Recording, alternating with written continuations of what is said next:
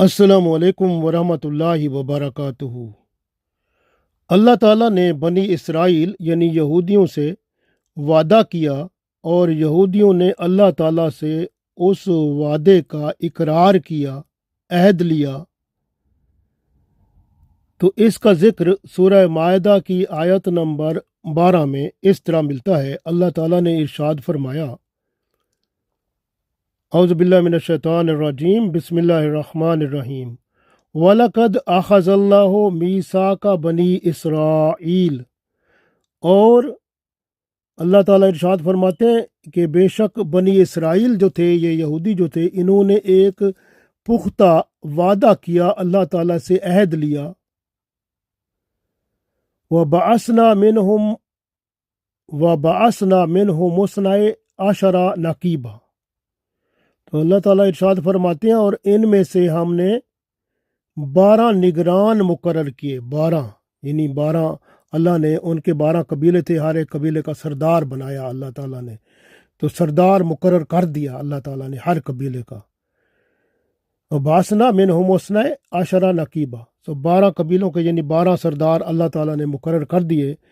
वकाल अल्लाह इन्नी माअकुम, वकाल अल्लाह, और अल्लाह ताला ने फरमाया, इन्नी बेशक मैं माअकुम तुम्हारे साथ हूँ। तो अल्लाह ताला ने इतना उनको इरशाद फरमाया कि मैं तुम्हारे साथ हूँ।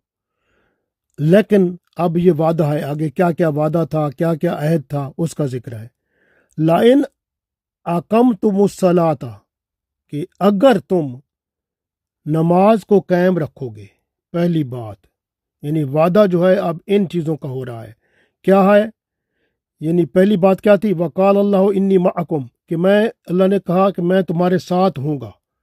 पहली बात अल्लाह ने फरमाई, अगर तुम वादे को पूरा करोगे यानी अहद को निभाओगे, तो पहली बात यह है कि मुझे अपने पास पाओगे। दूसरी बात, लाइन अकम तुमुस्सलाता, और अगर तुम नमाज को कायम रखोगे। तो ये दूसरी बात बताई, नमाज को कायम रखने वाली। और तीसरी बात, व आतयतुमुज़ ज़काता, और ज़कात को तुम देते रहोगे।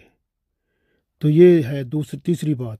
और चौथी बात, व आमन तुम बेरसुली, और मेरे रसूलों पर ईमान लाओगे। व अज़्ज़र तुमूहुम, और फिर उन रसूलों की मदद करते रहोगे। अगली बात फरमाई, व अक़रद तुमुल्लाह कर्दन हसना, और अल्लाह को कर्ज दोगे, कर्ज हसना, यानी अल्लाह के मखलूक को भी मदद करोगे तो वो कर्ज हसना होगा, और अल्लाह फी सबीलिल्लाह भी खर्च करोगे।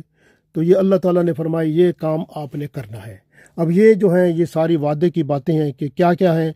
पहली बात कि तुम नमाज को कायम रखोगे, मुझे अपने साथ पाओगे, और ज़कात अदा करते रहोगे, मुझे अपने साथ पाओगे। मेरे रसूलों पर ईमान लाकर उनकी मदद करते रहोगे, मुझे अपने साथ पाओगे। और अल्लाह के बंदों को कर्ज हसना देते रहोगे, तो मुझे अपने साथ पाओगे। तो ये हैं 4 बातें जिन पर इनके यहाँ अहद किया गया, अल्लाह ताला ने वादा किया, और इन्होंने कहा ठीक है हम निभाएंगे। तो बदला क्या होगा? अल्लाह ताला ने आगे फरमाया, इसके बदले में अल्लाह ताला क्या फरमाएगा?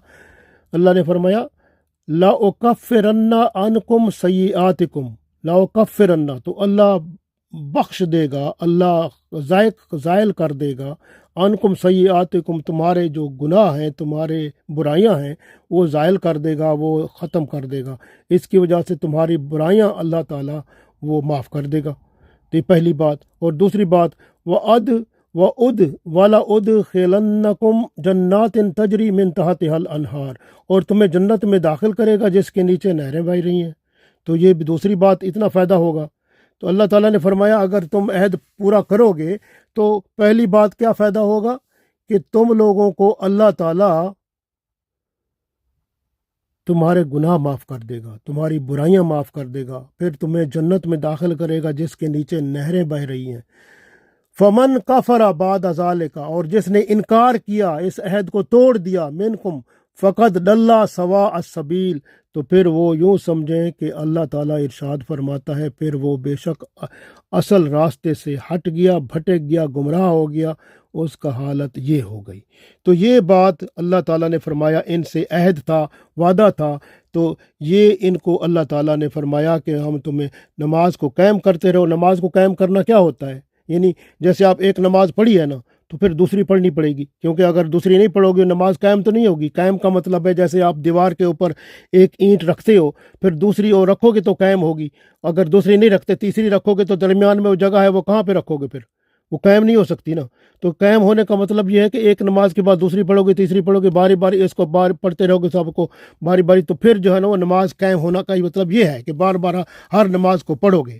تو انہوں نے نمازوں کو قائم نہ رکھا اور زکوٰۃ جو ہے اس کو جرمانہ سمجھا، تو اس وجہ سے پھر کیا ہوا، انہوں نے عہد کو جو اللہ سے عہد کیا تھا نا تو اس کو توڑ ڈالا، جس کو اللہ تعالیٰ نے اگلی آیت میں ارشاد فرمایا۔ کیا فرمایا اللہ تعالیٰ نے؟ نیکسٹ اگلی سورہ مائدہ کی 13 نمبر آیت میں اللہ تعالیٰ نے ارشاد فرمایا کیا؟ فَبِمَا نَقْضِهِمْ مِيثَاقَهُمْ، اللہ نے فرمایا کہ پھر انہوں نے توڑ دیا جو ان کا عہد تھا۔ تو ان کے عہد توڑنے کی وجہ کیا تھی؟ تو وجہ پر کیا ہوا، اللہ تعالیٰ نے کیا کیا؟ فَبِمَا نَقْضِهِمْ مِيثَاقَهُمْ، تو ان کے عہد توڑنے کی وجہ سے لَأَنَّهُمْ، اللہ تعالیٰ نے ان پر لعنت بھیجی، وَجَعَلْنَا قُلُوبَهُمْ قَاسِيَةً، اور ان کے دلوں کو سخت کر دیا۔ تو کیا ہوا، پہلا کام کیا ہوا کہ ان کا جو ہے نا انہوں نے عہد توڑا، تو عہد توڑنے پر، کیونکہ عہد ایک امانت ہوتی ہے، امانت توڑنے کے بعد یہ خیانت دار بن گئے، خائن بن گئے اور بد عہد بن گئے، اور پھر اللہ تعالیٰ نے ان کے اوپر اس عہد توڑنے پر، وعدہ توڑنے پر ان کو لعنت ان پر اوپر نازل کر دی۔ لعنت کا مطلب ہے یہ اللہ کی رحمت سے دور ہو گئے، اور ان کے وَجَعَلْنَا قُلُوبَهُمْ قَاسِيَةً، اور ان کے دلوں کو سخت کر دیا۔ دل سخت کا مطلب یہ ہوتا ہے کہ راہ حق قبول کرنے سے اب قاصر ہیں، یعنی اب وہ سچے راستے پر، اسلام پر، دین پر نہیں آ سکتے، کیونکہ ان کے دل میں سنگ دلی، خود غرضی اور باہمی نفرت پیدا ہو گئی۔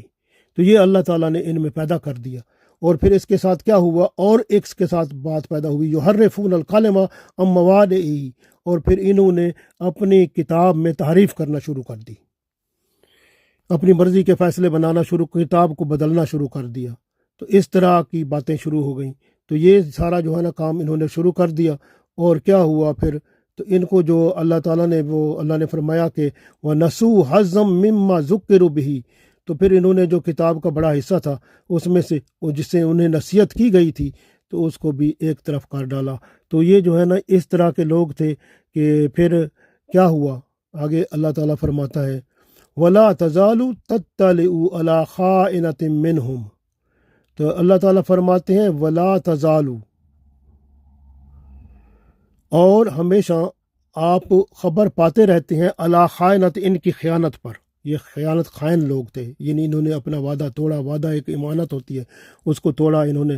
تو پھر کیا ہوا، تو اللہ تعالیٰ فرماتے ہیں إِلَّا قَلِيلًا مِّنْهُمْ، تو ان میں سے کچھ جو ہیں فَاعْفُوا سو انہم وصفا، تو اللہ تعالیٰ فرماتے ہیں یہ جو ہیں ان کو آپ ذرا تھوڑا سا ان کے اوپر ان کو معاف کر دیں، ان کو درگزر کریں، وصفا درگزر کریں، ان اللہ یحب المحسنین، تو اللہ تعالیٰ معاف کرنے والوں کو، اور جو ہے ان کو اللہ دوست فرماتا ہے، درگزر جو کرتے ہیں۔ تو اللہ تعالیٰ نے فرمایا رسول اللہ صلی اللہ علیہ وسلم کو ان کو درگزر کریں، یہ جو یہودی ہیں ایسے لوگ ہیں تو کیونکہ یہ وعدوں کو توڑنے والے ہیں۔